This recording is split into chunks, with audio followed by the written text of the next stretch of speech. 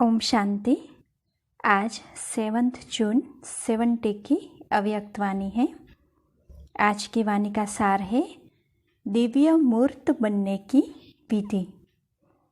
नयनों द्वारा क्या देख रहे हैं? आप सभी भी नयनों द्वारा देख रहे हो। बाप दादा भी नयनों का आधार ले देख रहे हैं। बाप दादा क्या देखते हैं? अभी आप सभी क्या देख रहे हैं? देख रहे हो वा देखते हुए भी नहीं देखते हो? क्या स्थिति है? बाप दादा क्या देख रहे, यही आप देख रहे हो। हाँ, बाबा कहते हैं कि जो बाप दादा देख रहे हैं, क्या वह भी आप देख रहे हो?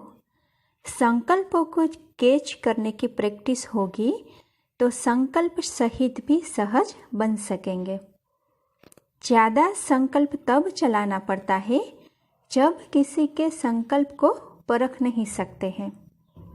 हाँ, बाबा क्या कहते हैं देखो कि ज़्यादा संकल्प तब चलाना पड़ता है जब किसी के संकल्पों को परख नहीं सकते हैं। तो देखो उसके लिए बाबा क्या कहते हैं, लेकिन हर एक के संकल्पों को रीड करने की प्रैक्टिस होगी तो व्यर्थ संकल्प ज़्यादा नहीं चलेंगे और सहज ही एक संकल्प में एक रस स्थिति में 1 सेकंड में स्थित हो जाएंगे। तो संकल्पों को रीड करना यह भी एक संपूर्णता की निशानी है। जितना जितना अव्यक्त भाव में स्थित होंगे उतना हर एक के भाव को सहज समझ जाएंगे। 1-2 के भाव को न समझने का कारण अव्यक्त भाव की कमी है। तो देखो बाबा क्या कहते हैं, अव्यक्त स्थिति एक दर्पण है। जब आप अव्यक्त स्थिति में स्थित होते हो तो कोई भी व्यक्ति के भाव अव्यक्त स्थिति रूपी दर्पण में बिल्कुल स्पष्ट देखने में आएगा। फिर मेहनत नहीं करनी पड़ेगी। दर्पण को मेहनत नहीं करनी पड़ती है कोई के भाव को समझने में। हाँ, बाबा कहते हैं कि दर्पण होगा तो दर्पण को थोड़ी मेहनत करनी पड़ती है, वो तो उसके सामने जो जैसे खड़ा हो जाएगा तो वो ही स्पष्ट देखने में आएगा। तो बाबा कहते हैं जितनी जितनी अव्यक्त स्थिति होती है वह दर्पण साफ और शक्तिशाली होता है। इतना ही बहुत सहज 1-2 के भाव को स्पष्ट समझते हैं। अव्यक्त स्थिति रूपी दर्पण को साफ और स्पष्ट करने के लिए 3 बातें आवश्यक है। देखो बाबा क्या कहते हैं कि अव्यक्त स्थिति रूपी जो दर्पण है वह साफ और स्पष्ट करने के लिए बाबा ने 3 बातें बताई। तो देखो बाबा कौन सी बताते हैं, उन तीनों बातों से कोई एक बात भी सुनाओ। तो हर एक ने अपना बताया। तो बाबा ने कहा आज हर एक की सरलता, श्रेष्ठता और सहनशीलता, यह 3 चीज़ें एक एक की देख रहे हैं। इन तीनों बातों में से कोई एक भी ठीक रीति धारण है तो दर्पण स्पष्ट है। अगर एक भी बात की कमी है तो दर्पण पर भी कमी का दाग दिखाई पड़ेगा। इसीलिए जो कार्य करते हो हर कार्य में 3 बातें चेक करो। सभी प्रकार से सरलता भी हो, सहनशीलता भी हो और श्रेष्ठता भी हो, साधारणपन भी न हो। अभी कहाँ श्रेष्ठता के बजाय साधारणता दिखाई पड़ती है। साधारणपन को श्रेष्ठता में बदली करो और हर कार्य में सहनशीलता को सामने रखो और अपने चेहरे पर, वाणी पर सरलता को धारण करो। तो देखो बाबा कहते हैं फिर देखो सर्विस्वा कर्तव्य की सफलता कितनी श्रेष्ठ होती है। अभी तक कर्तव्य की रिजल्ट क्या देखने में आती है? प्लेन और प्रैक्टिकल में अंतर कितना है? तो बाबा पूछते हैं कि अंतर का कारण क्या है? तीनों ही रूप में अभी पूर्ण प्लेन नहीं हुए हो। स्मृति में भी प्लेन, वाणी में भी प्लेन होना चाहिए। कोई भी पुराने संस्कार का कहाँ दाग न हो, और कर्म में भी प्लेन अर्थात श्रेष्ठता। अगर प्लेन हो जाएंगे तो फिर प्लेन और प्रैक्टिकल एक हो जाएंगे। फिर सफलता प्लेन के माफिक यानी कि एरोप्लेन के माफिक उड़ेगी। इसलिए हर बात में मनसा वाचा कर्मणा और छोटी बात में भी सावधानी चाहिए। मन वाणी कर्म में तो होना ही है, लेकिन उसके साथ साथ यह जो अलौकिक संबंध है उसमें भी प्लेन होंगे तो सर्विस की सफलता आप सभी के मस्तक पर सितारे के रूप में चमक पड़ेगी। फिर हर एक आप एक एक को सफलता का सितारा देखेंगे। सुनाया था ना कि स्लोगन कौन सा याद रखो। देखो बाबा ने कहा था कि स्लोगन हमेशा एक याद रखना है। तो देखो बाबा क्या कहते हैं, सफलता हमारा जन्मसिद्ध अधिकार है। फिर तुमको कोई भी देखेंगे तो उनको दूर दूर से दिव्य मूर्त देखने में आएंगे। साधारण मूर्त नहीं, लेकिन दिव्य मूर्त। आजकल बहुत सर्विस में बिजी हो, जो कुछ किया बहुत अच्छा किया, आगे के लिए सफलता को समीप लाओ। जितना जितना एक दो के समीप आएंगे उतना सफलता समीप आएगी। एक दो के समीप अर्थात संस्कारों के समीप, तब कोई भी सम्मेलन की सफलता होगी। जैसे समय समीप आ रहा है वैसे सभी समीप आ रहे हैं, लेकिन अब ऐसी समीपता में क्या भरना है? जितनी समीपता उतना एक दो को सम्मान देना। जितना एक दो को सम्मान देंगे उतना ही सारी विश्व आप सभी का सम्मान करेगी, और सम्मान देने से सम्मान मिलेगा। देने से मिलता है, न कि लेने से। कोई चीज़ लेने से मिलती है और कोई चीज़ देने से मिलती है। तो कोई को भी सम्मान देना गोया सर्व का सम्मान लेना है। और भाषा में भी परिवर्तन चाहिए। आज सभी सर्विसेबल बैठे हैं ना, तो इसलिए भविष्य के इशारे दे रहे हैं। कभी भी कोई का विचार स्पष्ट न हो तो भी ना कभी नहीं करनी चाहिए। सदैव शब्द हाँ निकलना चाहिए। जब यहाँ हाजी करेंगे तब वहाँ सतयुग में आपकी प्रजा इतना ही हाजी करेगी। तो देखो बाबा क्या कहते हैं, अगर यहाँ ही नाजी करेंगे तो वहाँ प्रजा दूर से ही प्रणाम करेगी। तो ना शब्द को निकाल देना है। तो देखो बाबा क्या कहते हैं कि कोई भी बात हो पहले हाजी कहना ही दूसरे के संस्कार को सरल बनाने का साधन है। समझा? सुनाया था वर्तमान समय जो कर्म कर रहे हो वह भविष्य के लो बन रहे हैं। आप सभी का कर्म भविष्य का लो है। जो लो मेकर्स होते हैं वह सोच समझकर शब्द निकालते हैं, क्योंकि उनका एक एक शब्द भविष्य के लिए लो बन जाता है। सभी के हर संकल्प भविष्य के लो बन रहे हैं। देखो बाबा क्या कहते हैं कि सभी के हर एक के हर संकल्प भविष्य के लो बन रहे हैं। तो कितना ध्यान देना चाहिए। अभी तक एक बात को पकड़ते हैं, दूसरी बात छूट जाती है, लेकिन दोनों ही बातें याद रहे। कभी विधि को पकड़ते हैं तो विधान को छोड़ देते हैं, कब विधान को पकड़ते हैं तो विधि को छोड़ देते हैं। तो देखो बाबा क्या कहते हैं, लेकिन विधि और विधान दोनों के साथ साथ ही विधाता की याद आती है।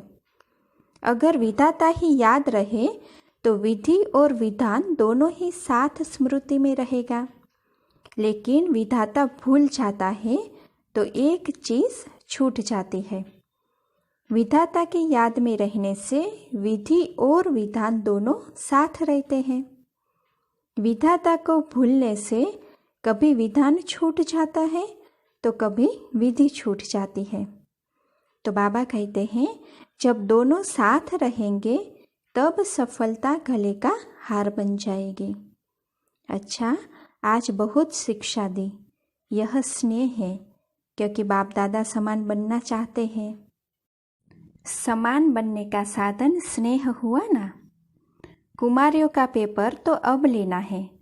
साहस को प्रत्यक्ष रूप में लाने के लिए साहस में बहुत बहुत शक्ति भरनी है। अब कितनी शक्ति भरी है वह पेपर लेंगे। अच्छा, फिर बाप दादा पार्टियों के साथ मुलाकात कर रहे हैं। जितना जितना अपने को सर्विस के बंधन में बांधते जाएंगे तो दूसरे बंधन छूटते जाएंगे।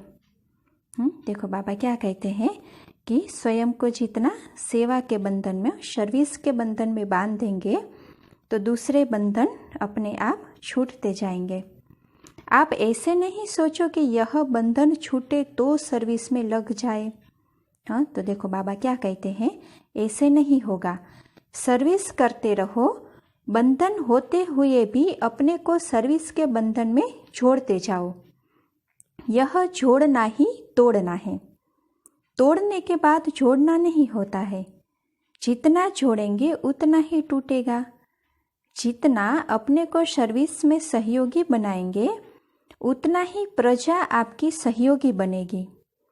कोई भी कारण है तो उनको हल्का छोड़कर पहले सर्विस के मौके को आगे रखो। कर्तव्य को पहले रखना होता है ना। कारण होते रहेंगे, लेकिन कर्तव्य के बल से कारण ढीले पड़ जाएंगे। माताओं के जो संगठन बने हुए हैं उनमें घुस जाओ। मेंबर बनने से फिर कईयों को आप समान बनाने का चांस मिलेगा। संपर्क में आने से ही चांस मिलेगा। सभी माताओं की संस्था में आप लोगों का नाम बाला नहीं हुआ है। पहले गुप्त वेश में पांव रखो, फिर वह तुम्हारे बन जाएंगे। भटकी हुई माताओं को राह बतानी है, तो फिर माताएं जो बिचारी सितम सहन करती है उन्हों को भी आप बचा सकेंगे। कई माताएं सहारा चाहती है, उन्हों को सहारा मिल जाएगा। तो यह सर्विस कर कमाल कर दिखाओ, फिर देखो कितने हैंड्स मिलते हैं। बहुत समय की यह बात प्रैक्टिकल में लानी है। जैसे वह एस्लम यानी कि शरण देते हैं ना, वह है अनाथ आश्रम, यह तो सनाथ आश्रम है। अच्छा, फिर दूसरी पार्टी के साथ मुलाकात करते हैं। अव्यक्त स्थिति का अनुभव होता है। 1 सेकंड भी अव्यक्त स्थिति का अनुभव होता है तो उसका असर काफ़ी समय तक रहता है। देखो बाबा ने क्या कहा, कि अव्यक्त स्थिति का 1 सेकंड का अनुभव भी काफ़ी समय उसकी असर रहती है। अव्यक्त स्थिति का अनुभव पावरफुल होता है। तो देखो बाबा क्या कहते हैं, जितना हो सके उतना अपना समय व्यक्त भाव से हटाकर अव्यक्त स्थिति में रहना है। अव्यक्त स्थिति से सर्व संकल्प सिद्ध हो जाते हैं।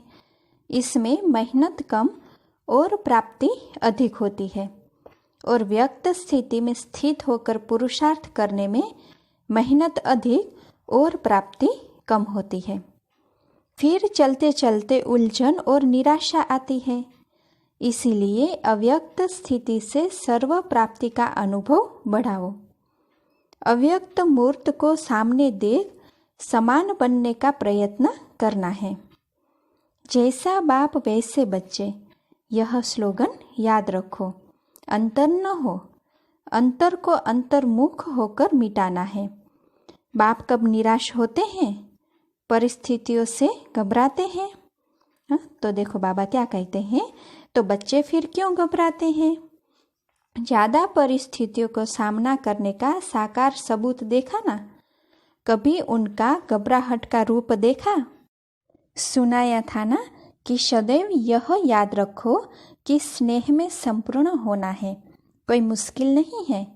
स्नेही को सुध-बुध रहती है। जब अपने आप को मिटा ही दिया, फिर यह मुश्किल क्यों? मिटा दिया ना। जो मिट जाते हैं वह जल जाते हैं। जितना अपने को मिटाना उतना ही अव्यक्त रूप से मिलाना। मिटाना कम तो मिलाना भी कम। अगर मेले में कोई मिलन न मनाए तो मेला समाप्त हो जाएगा, फिर कब मिलन होगा? स्नेह को समानता में बदली करना है। स्नेह को गुप्त और समानता को प्रत्यक्ष करो। सभी समाया हुआ है, सिर्फ प्रत्यक्ष करना है। अपने कल्प पहले के समाये हुए संस्कारों को प्रत्यक्ष करना है। कल्प पहले की अपनी सफलता का स्वरूप याद आता है ना? अभी सिर्फ समाये हुए को प्रैक्टिकल प्रत्यक्ष रूप में लाओ। सदैव अपनी संपूर्णता का स्वरूप और भविष्य 21 जन्मों का रूप सामने रखना है। कई लोग अपने घर को सजाने के लिए अपने बचपन से लेकर अपने भिन्न भिन्न रूपों का यादगार रखते हैं। तो आप अपने मन मंदिर में अपने संपूर्ण स्वरूप की मूर्ति, भविष्य के अनेक जन्मों की मूर्तियां स्पष्ट रूप में सामने रखो। फिर और कोई तरफ संकल्प नहीं जाएगा। समीप रत्न के लक्षण क्या है? जो जितना जिसके समीप होते हैं उतना संस्कारों में भी समानता होती है। तो बाप दादा के समीप अर्थात लक्षण के नज़दीक आओ। जितना चेक करेंगे उतना जल्दी चेंज होंगे। आदि स्वरूप को स्मृति में रखो। सतयुग आदि का और मरजीवा जीवन के आदि का रूप को स्मृति में रखने से मध्य समा जाएगा। स्नेही हो व सहयोगी भी हो। जिससे स्नेह होता है उनको रिटर्न में क्या दिया जाता है?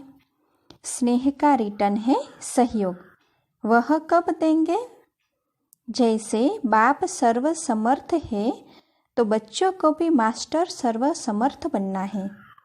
विनाश के पहले अगर स्नेह के साथ सहयोगी बनेंगे तो वर्षे के अधिकारी बनेंगे। विनाश के समय भल सभी आत्माएं पहचान लेंगी, लेकिन वर्षा नहीं पा सकेगी क्योंकि सहयोगी नहीं बन सकेगी। कर्म बंधन शक्तिशाली है या यह ईश्वरीय बंधन? ईश्वरीय बंधनों को अगर तेज करो तो कर्म बंधन आपे ही ढीले हो जाएंगे। बंधन से ही बंधन कटता है। जितना ईश्वरीय बंधन में बंधेंगे उतना कर्म बंधन से छूटेंगे। जितना वह कर्म बंधन पक्का है उतना ही यह ईश्वरीय बंधन को भी पक्का करो, तो वह बंधन जल्दी कट जाएगा। बिंदु रूप में अगर ज़्यादा नहीं टिक सकते हो तो इसके पीछे समय न गवाओ। बिंदु रूप में तब टिक सकेंगे जब पहले शुद्ध संकल्पों का अभ्यास होगा। अशुद्ध संकल्पों को शुद्ध संकल्प से हटाओ। जैसे कोई एक्सीडेंट होने वाला होता है, ब्रेक नहीं लगती तो मोड़ना होता है। बिंदी रूप है ब्रेक। अगर वह नहीं लगता तो व्यर्थ संकल्पों से बुद्धि को मोड़ शुद्ध संकल्पों में लगाओ। कभी कभी ऐसा मौका होता है जब बचाव के लिए ब्रेक नहीं लगाई जाती है, मोड़ना होता है। कोशिश करो कि सारा दिन शुद्ध संकल्पों के सिवाय कोई व्यर्थ संकल्प न चले। जब यह सब्जेक्ट पास करेंगे तो फिर बिंदी रूप की स्थिति सहज रहेगी। अच्छा, ओम शांति।